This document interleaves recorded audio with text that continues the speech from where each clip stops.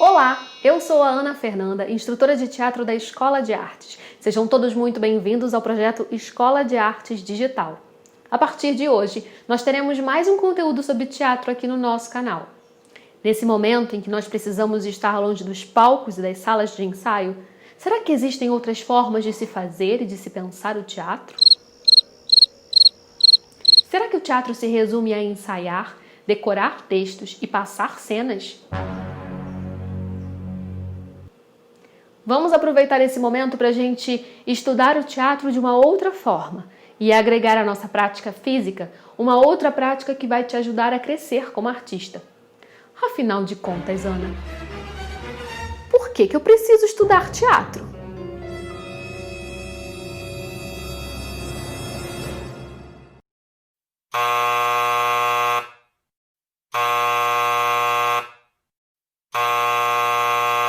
A palavra teatro remete a dois significados diferentes. Um ao gênero da arte e o outro a um edifício ou casa, ou seja, ao espaço onde podem ser representados vários tipos de espetáculos. A palavra teatro deriva do grego theatrum, mas a forma atual da palavra tem origem latina, theatrum. Você sabia que o teatro surgiu na Grécia Antiga? Pois sim. O drama que hoje conhecemos teve o seu berço no mundo ocidental na Grécia Antiga por volta do século 7 a.C., a partir de rituais sagrados ao deus Dionísio, que era o deus do vinho, das celebrações e da fertilidade.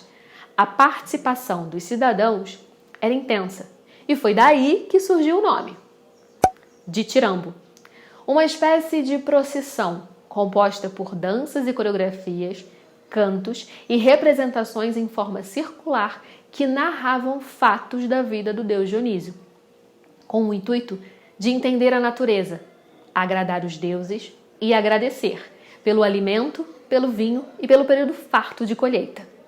Reza a lenda e contam os historiadores que foi Tespes o primeiro ator do teatro ocidental.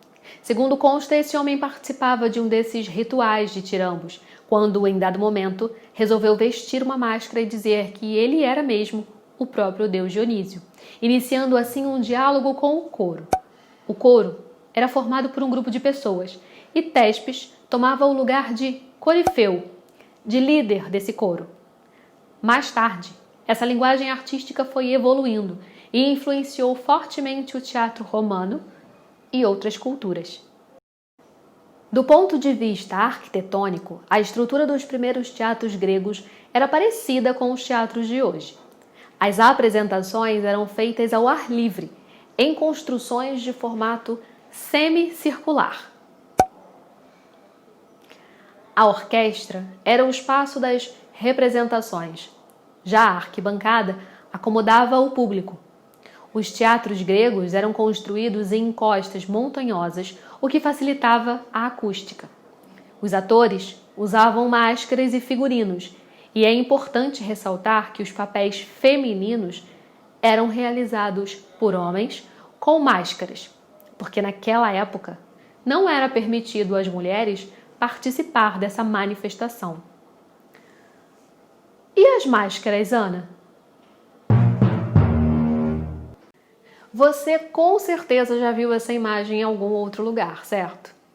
E você tem alguma ideia do que elas representam? Bom, elas são as máscaras teatrais que representam a tragédia e a comédia, artefatos com características específicas para a encenação. A tragédia foi o primeiro gênero dramático. Tragédia, comédia e o drama são gêneros teatrais. Mas o que são gêneros teatrais? Isso eu vou te contar num outro momento, combinado? Ao longo dos anos, a cultura grega influenciou outros povos, como os romanos. Já falei sobre isso aqui. Quando o Império Romano dominou os territórios de cultura grega, ele mergulhou na cultura local e trouxe para si aquilo que de melhor tinha naquela cultura. Se a gente olhar hoje os teatros romanos,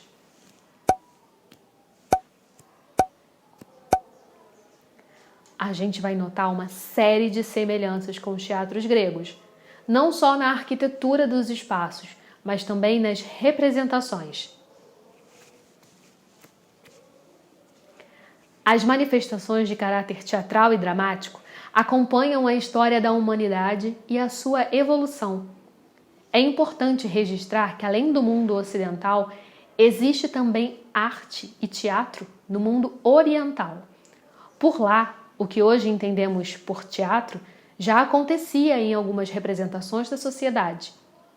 Mas isso são cenas dos próximos capítulos. Quer dizer, das próximas videoaulas. Não se esqueça que hoje, dia 19 de agosto, a gente comemora o Dia do Artista de Teatro. Comemorar a data, entendendo onde e como surgiu o teatro, já é um bom começo, não? Na descrição desse vídeo estão alguns links para você conhecer mais sobre o teatro grego e sobre o teatro romano.